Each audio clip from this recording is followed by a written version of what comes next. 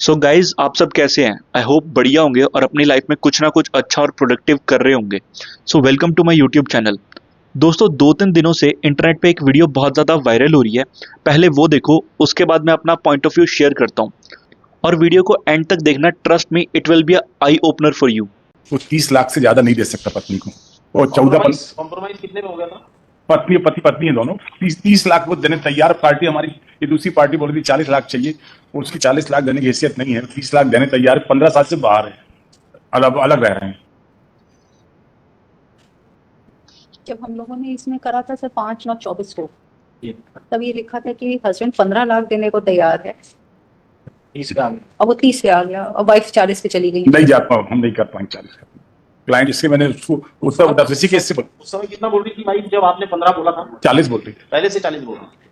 आप बढ़ते बढ़ते 30 पे आ गए। हाँ, वो पर 40 से 40 पे रही है। हाँ सब हमारे क्लाइंट आया, आप उससे पूछने पूछते हमें कोई तकलीफ नहीं, हमको हम I not between both the party. तो कर लो भाई, सेटलमेंट कर लो ना। 30 लाख ठीक ही है सर। वो एक्चुअली इन्होंने पिछली बार खड़े होकर एक्चुअली दैट इन्होंने कैसे बोला डाइस पॉन डाइस, सर ने 40 लाख बोला पिछली हियरिंग पे खड़े होकर। बिल्कुल सही बात है, तो पर मैंने वो क्लाइंट इस बार को फोन किया तो बोले नहीं हम नहीं दे सकते, 30 में होता हो नहीं तो नहीं हो। और वो लड़की भी कनेक्ट थी तो उसने भी अप्रूवल दिया कि हाँ 40 लाख में हम, उसमें 40 का तो डिमांड ही है उसका। हमने इसका बुलवाया उसको उत्तर प्रदेश में, इंजीनियर उसमें BHEL में। यस, कितना देंगे आप? आइए इधर आइए। बच्चे भी हैं क्या? नहीं सर, नो सर सेटल हो जाए सर। 30-31 मतलब ज्यादा आप क्या कर सकते हैं सर? 30 हमारी क्षमता से बहुत ऊपर है। हमें लोन लेना पड़ेगा, पर्सनल लोन लेना पड़ेगा, फिर हम दे पाएंगे इसको। क्योंकि इतना मैंने 15 लाख तो मैंने इकट्ठा कर रखे थे, लेकिन अब 15 लाख मुझे और लोन लेने पड़ेंगे। तो आप कर लें 30 लाख तो 15,000 रुपया पर मंथ लगा हुआ है। करते क्या? आप क्या करते हैं? हम इंजीनियर है सर BHEL में। 15 लाख मंथली मेंटेनेंस है। 15,000 50,000 पर मंथ। सैलरी भी आपकी 1.5 लाख होगी। नहीं सर, 1 लाख रुपए इन हैंड है। ये तो डिडक्शंस नहीं है। ग्रॉस कितनी है? ग्रॉस सर 1,47,000 है। देखो थोड़ा बहुत आगे पीछे 1 लाख रुपए ऊपर नीचे करो इसको। मैं बात where is the wife? His wife is not इसमें एक्चुअली वो इसलिए नहीं आ पाई क्योंकि पिछली बार सर ने बोला कि प्रपोजल ड्राफ्ट कर लेते हैं, उसको बता देते तो हम उसको बुला के साइन करवा लेंगे, लेकिन फिर कोई प्रपोजल ही नहीं है इनकी तरफ से, तो हमने उसको नहीं बुलाया। साहब पैसों के बारे में समझ इसका ये बोले, कल के दिन हम कुछ बोलते और ये इंकार हो जाती लगे कि हम झूठ बोल रहे हैं, इसका मैंने इसको बुलवा लिया है। 5 डायरेक्शन था ना दोनों पार्टीज को प्रेजेंट रहने का। इफ एक प्रपोजल आ जाए तो प्रपोजल ही नहीं हुआ कुछ का। ऐसा नहीं है। Party shall be personally present in court on the set date. साहब आप आरसी में लिखते हैं हम 30 लाख देने तैयार, कोई दिक्कत नहीं, हम 30 से नहीं मुकरेंगे। दे देंगे सर। कितने हम साल कोर्ट के साथ में? कोर्ट 1 साल करेंगे। हम 7 दिन रहे हैं साथ में मैडम, 7 दिन रहे हैं और 1 महीने वो मेरे घर पर रही तो है। रीमैरिज कर ही लिया होगा इसने। नहीं, यस यस, किसने? लड़के ने कर लिया, इसके नहीं वाइफ ने नहीं। नहीं इसने भी नहीं की।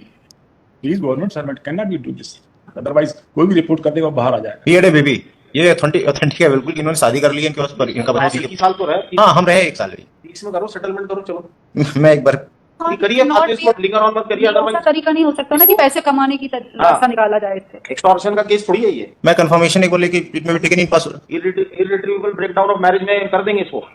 15 साल से आप बाहर हो। मान लो उस ग्राउंड पे सुप्रीम कोर्ट ने कई केस किए, हमने भी कर दिया बहुत सारे वालों। तो on that ground if you don't settle in 30 lakhs we will decide this. साहब ऑर्डर सीट में जाके हम तैयार है 30, क्योंकि ये भी ना मुकर पाए आप आदमी। 30 से ज्यादा 31 पे हम चले जाएंगे, ज्यादा से ज्यादा। ठीक है जो मुंह से एक निकल गया। हाँ 21 इसके मुंह से निकला 21। ठीक है 21 लाख भी हम देते हैं। मैं कम्युनिकेट कर देता हूँ, मैं तो TC कम्युनिकेट में भी टेकन इन पासवर्ड मैं कम्युनिकेट कर देता हूँ। चलिए क्यों इनको लटका के रखा अभी? सो गाइज अगर इस केस को ब्रेक डाउन करके मैं अपना एनालिसिस ड्रॉ करूं, सबसे पहले 2 चीज़ें। ये कपल पिछले 15 सालों से मैरिड है। हस्बैंड एक गवर्नमेंट एम्प्लॉय है, wife I don't know house wife है या वर्किंग है, ठीक है। अब इन 15 सालों में से लड़के का ये कहना है कि उसकी वाइफ उसके साथ सिर्फ 1 साल रही एज अ हस्बैंड वाइफ, और उस 1 साल में से तकरीबन 1 महीना ही वो उसके घर पे रही। अब सबसे बड़ी बात, जब इनकी शादी होना तय हुआ होगा, आई मीन ऑफकोर्स 5-6 महीने का टाइम इन बिटवीन रहा होगा कि जब इनकी शादी हुई, ठीक है। अब उस 5-6 महीने में ऐसी कौन सी चीज़ लड़की को नहीं दिखी जो शादी करने के 1 महीने के बाद लड़के के घर में दिख गई और लड़की ने डिसाइड कर लिया कि अब मैं लड़के के साथ नहीं रहूँगी। दूसरी चीज़, अगर ये 15 सालों से अलग रह रहे हैं तो इन्होंने पहले डिवोर्स को क्यों नहीं फाइल करा? अब 15 सालों के बाद डिवोर्स फाइल करा है और लड़की एलिमनी रिक्वेस्ट कर रही है 40 लाख की।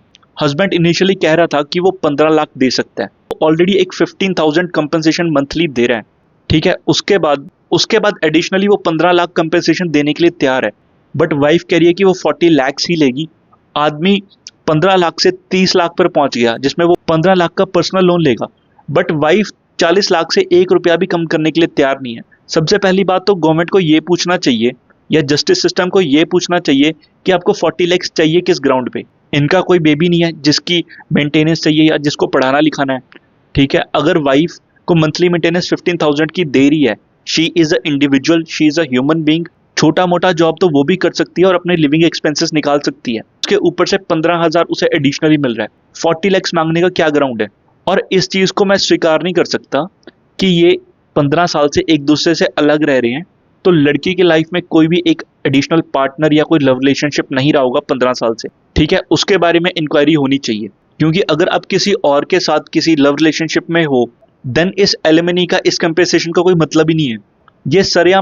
ये सरेआम इंडियन लॉज का मजाक उड़ाया जा रहा है। एक्चुअली में ये जो लॉज बनाए गए थे एलिमनी के, डिवोर्स के टाइम पे, ये उन महिलाओं को सपोर्ट करने के लिए बनाए गए थे जो गांव देहात में रहती है, जो अनएजुकेटेड और पूरी तरह फाइनेंशियली अपने हस्बैंड पे डिपेंडेंट है।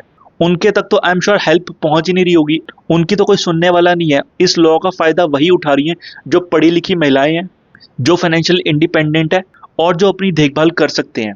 जस्ट बिकॉज कोई लॉ एग्जिस्ट करता है इसका मतलब ये नहीं ना उसे एक्सप्लॉइट करा जाना चाहिए। उसके रिगार्डिंग एटलीस्ट गवर्नमेंट को कोई लॉजिकल और प्रैक्टिकल सोल्यूशन निकालना चाहिए। पुराने जमाने में क्या होता था, जब हस्बैंड मर जाता था उसके बाद वाइफ को उसके साथ चिता में जिंदा जला देते थे, इसे सती प्रथा कहते थे। बट जो चीज़ गलत थी वो टाइम के साथ चेंज हुई ना, कि ये चीज़ प्रैक्टिकल तो नहीं है, तो ये भी तो चीज़ें प्रैक्टिकल नहीं है ना एलिमनी की। एटलीस्ट उनके लिए कोई कैलकुलेशन, कोई थंब रूल होना चाहिए।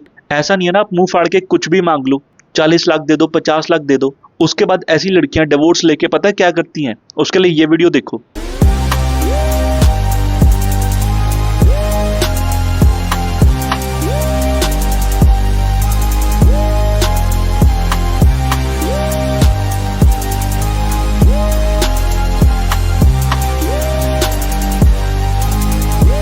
ऐसे पार्टी करती हैं। कोई आदमी डिवोर्स के बाद ऐसे तुम्हें दिखेगा सेलिब्रेट करता हुआ जिसने 40 लाख 50 लाख रुपए दिए हैं? Of course not. ये आज की डेट में जो भी चल रहा है इट्स रिडिकुलस। हालांकि अब अतुल के केस के बाद सुप्रीम कोर्ट थोड़ा स्ट्रिक्ट हुआ है, उन्होंने कुछ लॉज पास करे हैं और इसके ऊपर काम चल रहा है, बट सीरियसली इसके लिए एक आदमी को दुनिया छोड़ के जाना पड़ा, अपना बलिदान देना पड़ा ताकि लोग समझें, जागरूक हो।